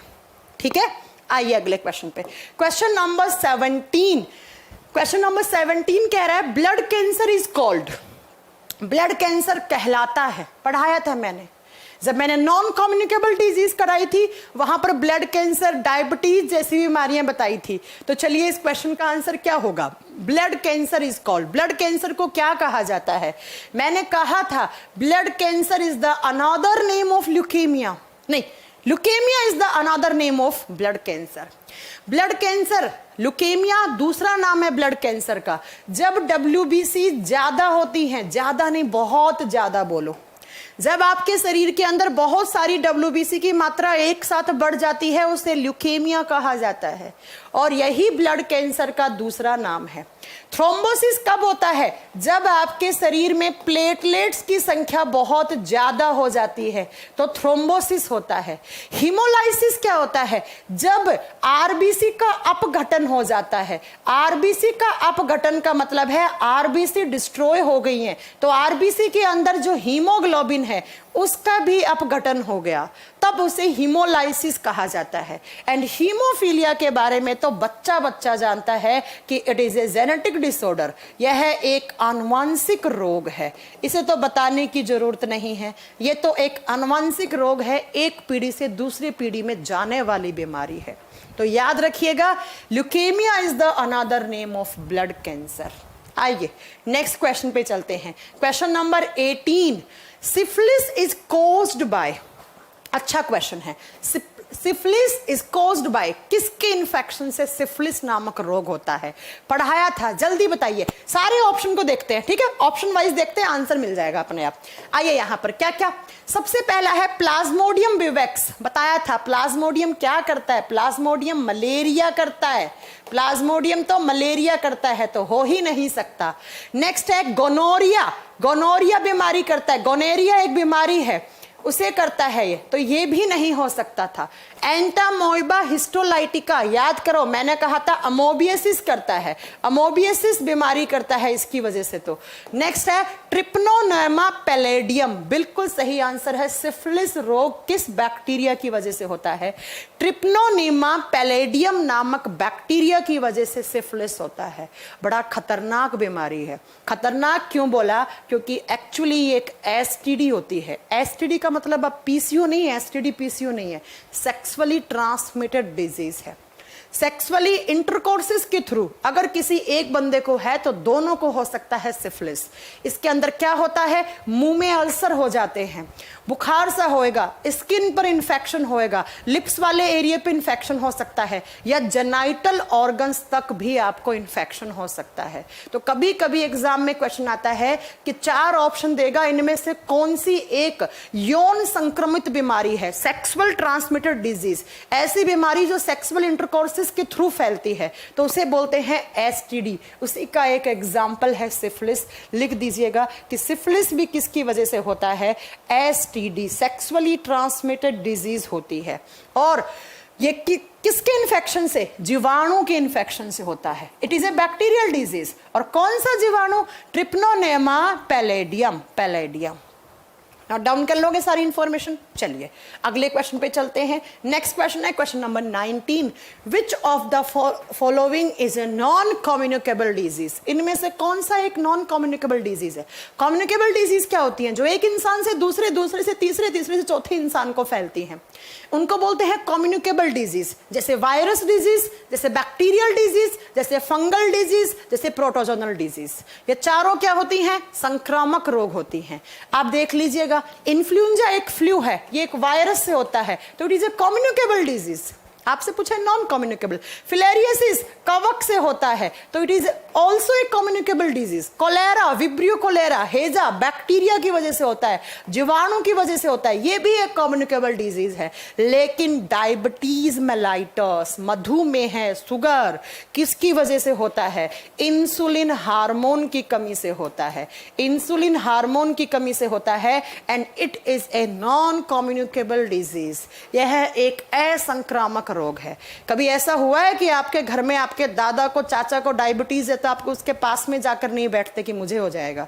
ऐसा तो नहीं होता ना, क्योंकि डायबिटीज मेलाइटस एक हार्मोन इम्बैलेंसिंग बीमारी है। जब आपके शरीर में इंसुलिन हार्मोन की डेफिशिएंसी होती है, कमी होती है, तब आपको डायबिटीज मेलाइटस जैसी खतरनाक बीमारी होती है। डायबिटीज दो टाइप की होती है, टाइप 1, टाइप 2, ये सब मैं पढ़ा चुकी हूं। डायबिटीज मेलाइटस, डायबिटीज इंसिपिडिस, ये जेनेटिक्स भी हो सकती है। ठीक है, तो इसका ऑप्शन डी होगा। आइए अगले क्वेश्चन पे चलते हैं। नेक्स्ट क्वेश्चन क्या कह रहा है? The sporozoites that cause, question अच्छे से पढ़ना, बहुत अच्छा क्वेश्चन है। The sporozoite that cause infection when a female anopheles mosquito bites a human being are formed in. मादा एनोफिलीज मच्छर द्वारा मनुष्य को काटने पर संक्रमण पैदा करने वाले स्पोरोजाइट्स किसमें बनते हैं? एक बार क्वेश्चन को फिर रीड आउट करो। मादा एनोफिलीज मच्छर द्वारा मनुष्य को काटने पर संक्रमण पैदा करने वाले स्पोरोजाइट किसमें बनते हैं? मैं एक बार हिंट दे रही हूं, क्वेश्चन ढंग से पढ़ना, आंसर एक चुटकी में कर दोगे। स्पोरोजाइट्स किसमें बनते हैं? मच्छर के अंदर। देखो स्पोरोजाइट्स क्या हैं? प्लाज्मोडियम से बने हुए मॉलिक्यूल जो हमें इन्फेक्शन करेंगे। ठीक है, तो मच्छर के जो सलाइवा होता है, मच्छर के लार में, सलाइवा में स्पोरोजाइट्स बनते हैं, हमारे शरीर में नहीं बनते। हमें तो देकर जाता है मच्छर। जब मच्छर काटेगा आपको तो आपके खून में क्या छोड़ जाएगा? उसकी जो लार में स्पोरोजाइट्स था वो छोड़ जाएगा। और स्पोरोजाइट में क्या होता है? एक खतरनाक प्रोटोजोआ होता है। कौन सा? प्लाज्मोडियम। ये प्लाज्मोडियम जाएगा खून में, खून से जाएगा लीवर में, लीवर को नुकसान पहुंचाएगा और फिर जो आरबीसी हैं उनका काउंट कम कर देगा, आरबीसी को खत्म करने लग जाएगा। तो ये स्पोरोजाइट किसके थ्रू आए? मच्छर के थ्रू। मच्छर में कहां बने? मच्छर के लार में। तो क्वेश्चन किस तरीके से था कि भैया जो इन्फेक्शन करते हैं स्पोरोजाइट, उन्हें कौन बनाता है? हमारे शरीर में तो बने ही नहीं ना। तो सबसे पहले तो ये कट कर दो कि मनुष्य की आंत में नहीं बने हैं हमारे शरीर में। दूसरा कर दो आप आरबीसी ऑफ मॉस्किटो। अरे नहीं, मच्छर में आरबीसी होती ही नहीं है, पता है? अगर मच्छर में आरबीसी होती तो हमारे पीछे क्यों पड़े रहते हैं मच्छर? तो मच्छर में होती ही नहीं है। नेक्स्ट है लीवर ऑफ ह्यूमन। नहीं, हमें तो आते हैं, बने कहां होंगे? मच्छर की सलाइवरी ग्लैंड्स में। मच्छर का जो लार होता है ना, उसमें बनते हैं ये स्पोरोजाइट्स। और जैसे ही मच्छर ने आपका खून पिया, कौन सा मच्छर? जानते हैं मलेरिया किसकी वजह से होता है? फीमेल एनोफिलीज मॉस्किटो की वजह से होता है। जब मादा एनोफिलीज मच्छर ने आपको काटा तो आपके खून में क्या छोड़ गया? स्पोरोजाइट छोड़ गया, जिन स्पोरोजाइट में क्या है? प्लाज्मोडियम है, और वो जाकर आपके खून में इंफेक्शन करेगा। तो इस क्वेश्चन का आंसर कॉमन सेंस से दे सकते थे। आइए अगला question. BCG stands for, BCG का फुल फॉर्म क्या है पूछा है आपसे। बीसीजी एक टीका है, एक वैक्सीन का नाम है। कब दिया जाता है? जस्ट बोर्न बेबी, बच्चे का जन्म हुआ और 24 घंटे के अंदर अंदर जो टीका दिया जाता है उसे बीसीजी कहा जाता है। तो एग्जाम में यह भी क्वेश्चन आता है कि जस्ट बोर्न बेबी को, जिस नवजात शिशु को सबसे पहले कौन सा टीकाकरण किया जाता है? तो सबसे पहले कौन सा टीका लगाएंगे? बीसीजी का टीका लगाएंगे उसे। और ये बीसीजी की फुल फॉर्म क्या है? तो इसका फुल फॉर्म होता है बेसिल कैलमेट ग्यूरिन। और ये किस बीमारी से बचाएगा उस बच्चे को? टीबी जैसी खतरनाक बीमारी से बचाएगा। टीबी जैसे क्षय रोग बोलते हैं। तो बीसीजी का टीका अपने बच्चे को जरूर लगा लीजिएगा। अभी तो नहीं हुए हैं आपके बच्चे, लेकिन इन फ्यूचर तो आप भी सब मम्मी पापा सब बनोगे ना। तो सबसे पहले ध्यान रखिएगा, अपने बच्चे को BCG का टीका लगवा देना 24 घंटे के अंदर अंदर। बैसिले कैलमेट ग्यूरिन इसका फुल फॉर्म होता है। किस बीमारी से बचने के लिए लगाते हैं? TB जैसे खतरनाक बीमारी से बचने के लिए लगाते हैं। आइए फिर नेक्स्ट क्वेश्चन पे चलते हैं। अगला क्वेश्चन कह रहा है study of interaction of antigen and antibody in blood is termed. अच्छा क्वेश्चन है। रक्त में जो एंटीजन और एंटीबॉडीज हैं उनकी क्रिया के बारे में अध्ययन करना क्या कहलाता है? The study of antibodies and antigen reaction is called. जब एंटीजन एंटीबॉडीज का प्रेसिपिटेशन होता है, रिएक्शन होती है, उनके बारे में स्टडी करना क्या कहलाता है? चलिए एक एक क्वेश्चन डी से स्टार्ट करें। डी में है हेमेटोलॉजी। अरे भाई साहब हिंदी से कर सकते थे। ब्लड की स्टडी को हेमेटोलॉजी कहा जाता है। नेक्स्ट है एंजियोलॉजी। एंजियोलॉजी जब आप ब्लड वेसल्स के बारे में स्टडी करते हो।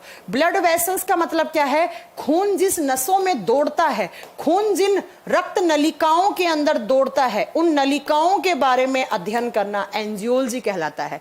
क्रायोबायोलॉजी जब बहुत कम टेम्परेचर, माइनस लिक्विड नाइट्रोजन के जितना टेम्परेचर, माइनस टेम्परेचर मतलब कोई भी एक ऐसी चीज जो बहुत ही कम टेम्परेचर -डिग्री सेल्सियस टेम्परेचर पे रखी हुई है, उसके बारे में स्टडी करना क्रायोबायोलॉजी कहलाता है। Serology to study about serum. और आप जानते हैं सीरम में ही तो क्या होती हैं, सीरम अभी सुना होगा ना आपने कि सीरम इंस्टीट्यूट ऑफ पुणे क्या बना रहा है? कोरोना का टीका। टीका क्या करेगा? एंटीबॉडी बनाएगा। तो ऐसे ही याद कर लेते कि जब एंटीबॉडीज और एंटीजन की रिएक्शंस के बारे में स्टडी करते हैं तो उसे सीरम विज्ञान या सेरोलॉजी कहा जाता है। किस तरीके से याद कर सकते थे कि भैया जब अभी कोरोना वायरस का जो टीका सबसे पहला बना था उसे सीरम इंस्टीट्यूट ऑफ पुणे वाला बना रहा था, और पुणे वाला भाग गया था बीच में देश छोड़ के, याद है ना आपको? ठीक है, क्योंकि सीरम के अंदर ही आपका एक होता है सीरम, एक होता है एंटी सीरम। ये सब छोड़ बात की बातें हैं। तो आप तो इस क्वेश्चन का आंसर ऑप्शन नंबर ए करेंगे। अगला है a cancer causing agent is non age. Cancer पैदा करने वाले एजेंट के रूप में जाना जाता है। कैंसर कॉजिंग एलिमेंट्स पूछ रहा है, जो कैंसर करते हैं आपको। आप ध्यान से सुनिएगा ऑप्शन को। सार्कोमा, सार्कोमा खुद कैंसर का एक टाइप है, कैंसर का एक प्रकार है। जब कभी भी आपके किसी इंटरनल ऑर्गन में कैंसर होता है, किसी आंतरिक अंग में कैंसर होता है, तो उस कैंसर के प्रकार को सार्कोमा कहा जाता है। दूसरा है कार्सिनोमा। मेनली जो स्किन कैंसर वगैरह होते हैं, स्किन से जो बीमार स्किन कैंसर होते हैं उन्हें कहा जाता है, आप बताओगे, कार्सिनोमा। लेकिन तीसरा है कार्सिनोजन। मैंने कहा था कि कार्सिनोजन या ऑन्कोजीन क्या होते हैं? ऐसे जीन जो कैंसर करते हैं उन्हें ऑन्कोजीन, या ऐसा कोई एलिमेंट जिसकी वजह से कैंसर होता है उसे कार्सिनोजन कहते हैं। जैसे सिगरेट का धुआं, सिगरेट का धुआं, जैसे तंबाकू के अंदर का एंटीडोट, तंबाकू के अंदर का केमिकल, टोबैको जो आप खा रहे हैं, तंबाकू वगैरह, बीड़ी वगैरह पी रहे हैं, तो उसके अंदर का जो टार है वो आपको क्या करता है? कैंसर करवाता है। तो कैंसर करने वाले जो जीन हैं उन्हें ऑन्कोजीन, और जो ऐसे एजेंट जो आपको कैंसर करते हैं उन्हें कार्सिनोजेन कहा जाता है, कार्सिनोजन कहा जाता है। और ये जो आपको नेक्स्ट है ना, मेटास्टेसिस। मेटास्टेसिस किसे कहा जाता है? मान लो ये एक सेल है, इस सेल में सबसे पहले कैंसर हुआ, अनकंट्रोल्ड सेल डिवीजन हुआ, तो इस जगह से बाहर आसपास की जगह में कैंसर फैल गया। इस सेल की वजह से इसके आसपास के एरिया में भी कैंसर हो गया, तब उसे कहा जाता है मेटास्टेसिस। उसे क्या कहा जाता है? मेटास्टेसिस। तो इस क्वेश्चन का आंसर क्या होगा? कार्सिनोजन। और याद रखिएगा कैंसर के बारे में स्टडी करना ऑन्कोलॉजी कहलाता है, ऑन्कोलॉजी कहलाता है। आइए नेक्स्ट क्वेश्चन पे चलते हैं। क्वेश्चन नंबर 24 अच्छा क्वेश्चन है। Bacterium which is considered with pertussis. काली खांसी करने वाले बैक्टीरिया का नाम पूछा है। चलिए बताइए, काली खांसी करने कौन करता है, उसका नाम पूछा है आपसे। वो बैक्टीरिया जिसकी वजह से काली खांसी होता है। काली खांसी से बचने के लिए तो कौन सा टीका लगवाते हैं? DPT। और याद रखिएगा जो काली खांसी करता है वो कौन है? एक बैक्टीरिया। तो काली खांसी किससे होता है? जीवाणु से होता है। लेकिन कौन सा जीवाणु? तो पहला देखो, अब ना ऑप्शन से करना। बैसिलस, बैसिलस तो कर नहीं सकते, ठीक है।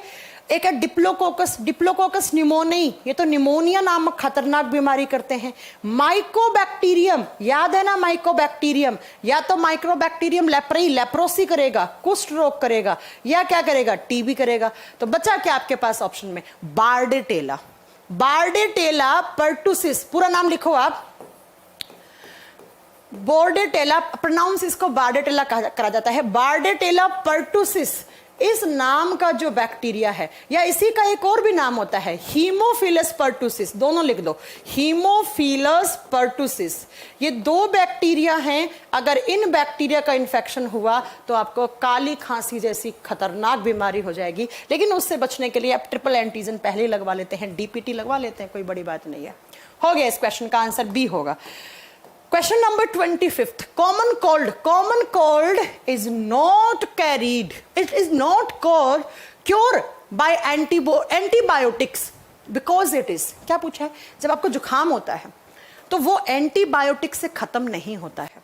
जुखाम होता है तो हम क्या खाते हैं, एंटीवायरल वो लेते हैं मेडिसिन, ठीक है। तो पूछा है कि जब आपको कॉमन कोल्ड होता है, मतलब साधारण नॉर्मल एक जुखाम हुआ है, वो क्योर नहीं हो सकता एंटीबॉडीज से, क्यों नहीं हो सकता, इसका आंसर मांगा है आपसे।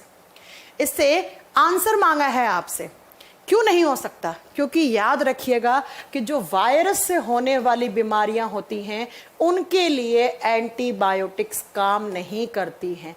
एंटीबायोटिक्स काम नहीं करती हैं। एंटीबायोटिक्स मेनली कब दी जाती हैं, जब आपको कौन सी बीमारी होती है, बैक्टीरियल डिजीज होती है। अब कुछ लोग बोलेंगे मैम आप तो गलत कह रही हो, जब कोरोना वायरस हुआ था तो हमने एक एंटीबायोटिक लिया था एजिथ्रोमाइसिन, आपने खुद ने कहा था कि एंटीबायोटिक्स ले लो एजिथ्रोमाइसिन। अरे भाई साहब, एजिथ्रोमाइसिन कोरोना वायरस के खिलाफ नहीं दी गई थी। एजिथ्रोमाइसिन कोई छोटा मोटा और बैक्टीरिया है उसको इन्फेक्शन ना हो जाए, इसलिए डॉक्टर ने आपको एजिथ्रोमाइसिन दी थी। या आपका जो एजिथ्रोमाइसिन है वो आपकी इम्यूनिटी को थोड़ा सा स्ट्रॉन्ग करने का काम करेगा।